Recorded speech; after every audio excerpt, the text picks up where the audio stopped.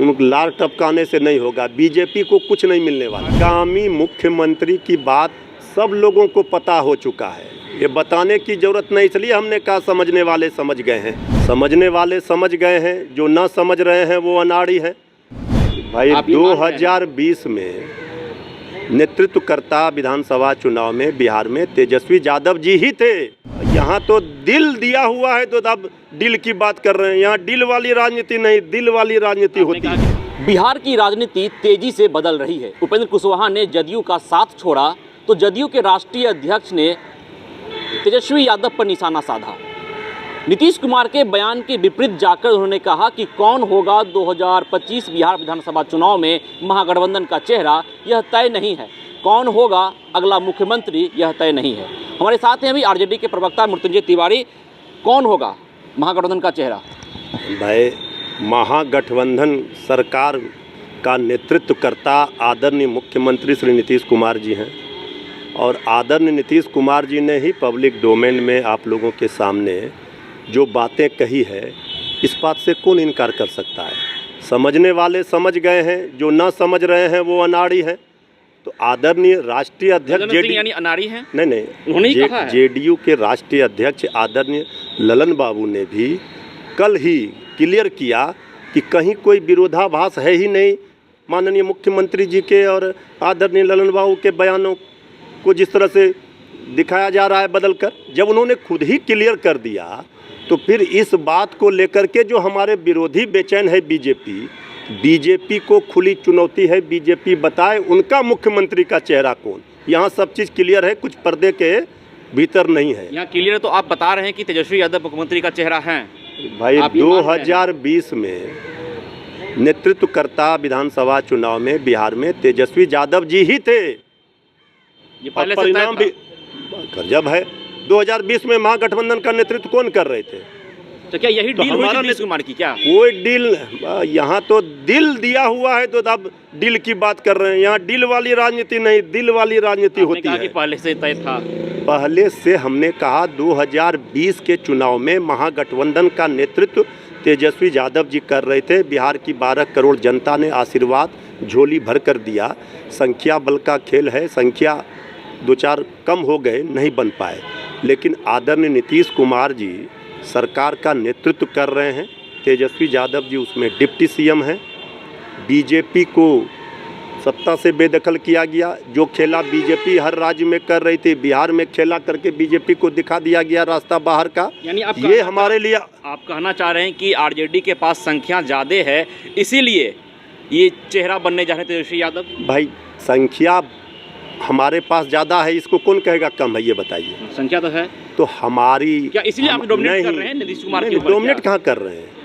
ये हम लोग सहयोगी जो हम लोग निभाते हैं संबंध सहयोगी दलों के साथ, वो हम लोग दिल खोलकर हाथ और गले नहीं मिलाते, दिल मिलाते हैं।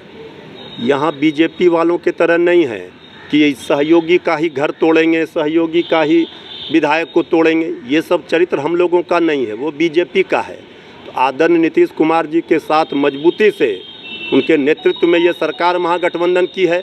अब रही बात भविष्य की, उस पर तो आदरणीय नीतीश कुमार जी का जब प्रतिक्रिया आ गया, इसके बाद हम क्या बोल सकते हैं? नीतीश कुमार जी के प्रतिक्रिया के सामने जदयू राष्ट्रीय अध्यक्ष ललन सिंह की प्रतिक्रिया का कोई वैल्यू नहीं है? नहीं, जेडीयू के राष्ट्रीय अध्यक्ष आदरणीय ललन बाबू ने भी स्पष्ट कर दिया कि कोई विरोधाभास नहीं है। उन्होंने ये बात नहीं कही है, इसे दूसरे संदर्भ में ना लिया जाए, इसका अर्थ दूसरा लगाया जा रहा है। संदर्भ की बात तो अलग है। उन्होंने साफ तौर पे कहा कि कौन होगा 25 में चेहरा, यह अभी तक तय नहीं है, 25 में देखा जाएगा। ये बात तो स्पष्ट है ना कि अभी 2024 की बड़ी लड़ाई है। महागठबंधन सरकार में डिप्टी सीएम कौन है? आदरणीय मुख्यमंत्री नीतीश कुमार जी ने कई मौक़ों पर क्या कहा है, ये सब भी पब्लिक के सामने है। तो जो बात आदरणीय ललन बाबू कह रहे हैं, उन्होंने कल इसके लिए अलग से दिल्ली में कहा मीडिया बंधुओं के सामने कि हमने कोई ऐसी बात नहीं कही है जो माननीय मुख्यमंत्री जी के बातों से अलग। यानी आप कहना चाह रहे हैं कि उन्होंने अपनी बातों का खंडन किया है कि बातों का गलत अर्थ निकाला जा रहा है? जी, एक तरह से माफ़ी उन्होंने मांग ली है। नहीं, माफ़ी हम ये क्यों कहेंगे? ये माफ़ी का सवाल नहीं है। उन्होंने जिस तरह से गलत अर्थ आप लोग निकाल रहे थे उसको क्लियर कर दिया है, तो उस खंडन के बाद कुछ नहीं बचता है। हम जानते हैं कि बिहार की जनता जिसे चाहेगी उसे मुख्यमंत्री बनाती है। मुख्यमंत्री तो जनता ने बना ही दी थी, ठीक है, 2-4 संख्या कम हुआ, नहीं बन पाए, लेकिन हमें सत्ता की नहीं जनता की चिंता है। और ये सरकार बिहार की 12 करोड़ जनता की भलाई के काम में लगी है। जनता किसे चाह रही है मुख्यमंत्री? भाई जनता किसे चाह रही है, हमें क्या बोलना है भाई? जनता किसे, जब 2020 का अगर अंतिम जो चुनाव हुआ है विधानसभा का, उसमें सब लोगों के सामने सब कुछ है, लेकिन हम लोग जो बीजेपी बेचैन है उन लार टपकाने से नहीं होगा। बीजेपी को कुछ नहीं मिलने वाला है। अब तो आरजेडी महागठबंधन का हिस्सा है, तो आरजेडी क्या चाहती है, कौन मुख्यमंत्री बन जाए? भाई आरजेडी चाहती है क्या? सारा चीज़ सामने, पब्लिक के सामने। मुख्यमंत्री आदरणीय नीतीश कुमार जी के नेतृत्व में ये सरकार है और इसकी लड़ाई बड़ी तैयारी है।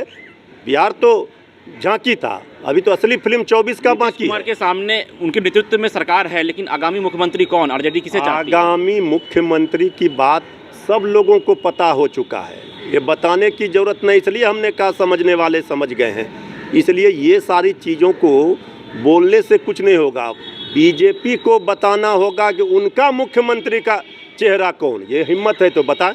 जी, तो देखिए हमारे साथ थे मृत्युंजय तिवारी, जिन्होंने साफ तौर पे कहा है कि मुख्यमंत्री का चेहरा बिहार में कौन होगा यह जनता तय करेगी।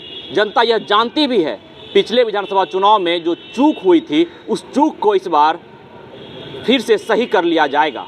और उन्होंने यह भी साफ कर दिया कि ललन सिंह के बयान को तोड़ मरोड़ कर पेश किया जा रहा है। उन्होंने यह भी इशारा किया है कि नीतीश कुमार के बयान को ही सर्वमान्य माना जाए। नीतीश कुमार ने जो कह दिया वही सही होगा। नीतीश कुमार ने कहा है कि तेजस्वी यादव महागठबंधन का चेहरा बनेंगे 2025 बिहार विधानसभा चुनाव में, तो तेजस्वी यादव भी महागठबंधन का चेहरा होंगे, अगला मुख्यमंत्री भी तेजस्वी यादव ही होंगे। विश्वजीत आनंद, फर्स्ट बिहार, पटना।